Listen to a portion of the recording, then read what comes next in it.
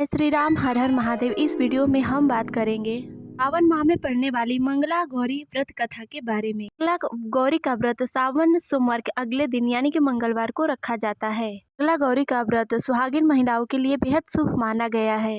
मंगला गौरी का व्रत रखने से वैवाहिक जीवन में चल रही जो भी समस्या वे जल्दी छुटकारा मिलता है।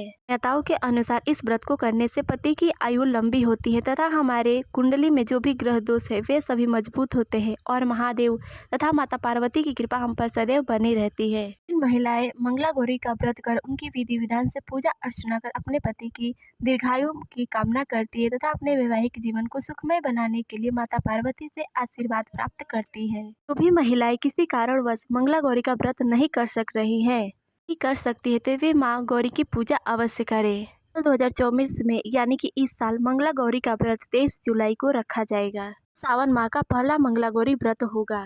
जो भी महिलाएं इस दिन व्रत रहकर माता गौरी की पूजा करती हैं अथवा किसी कारणवश व्रत नहीं रह सकती है तो वे माता की पूजा कर कथा अवश्य श्रवण करें।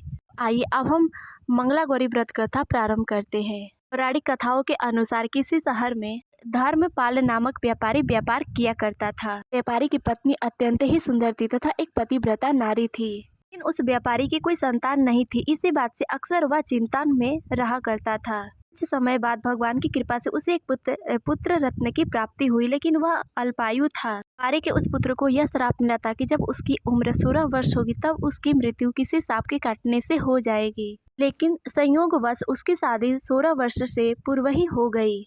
युवक की जो पत्नी थी वह मंगला गौरी का व्रत किया करती थी। वह माता गौरी की परम भक्त थी। की पूजा के परिणाम स्वरूप उसने ऐसा वरदान प्राप्त किया था कि वह कभी भी विधवा नहीं हो सकती थी।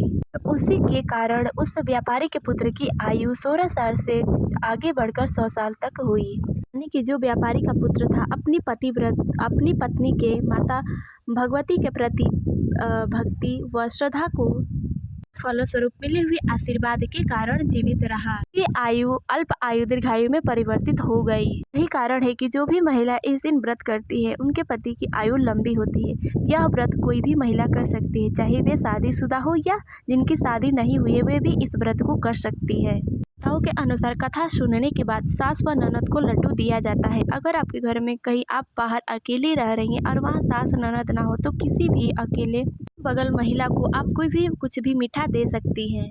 आप ब्राह्मणों को भी भोजन करा सकती है। अगर यह संभव ना हो तो ब्राह्मण के नाम से आप कहीं मंदिर में या दान पात्र में दान दे सकती है। इसके बाद माँ गौरी की बाती का दिया जलाकर उनकी आरती करनी चाहिए। आरती करने के पश्चात आप उनसे अपने हाथ जोड़कर जो भी प्रार्थना है कर सकते हैं तथा लास्ट में अंत में यह भी बोले, हे माता हमसे जो भी भूल चूक हुई है एक अबोध बालक या बालिका समझकर हमें क्षमा करें। नियम उन लोगों के लिए है जो मंगला गौरी का व्रत करती है। अगर आप सिर्फ पूजन कर या कथा श्रवण करती है और यह सब करने में सक्षम है तो अवश्य करें। मंगला गौरी व्रत कथा इस वीडियो में बस इतना ही। वीडियो में तब तक के लिए जय श्री राम, हर हर महादेव।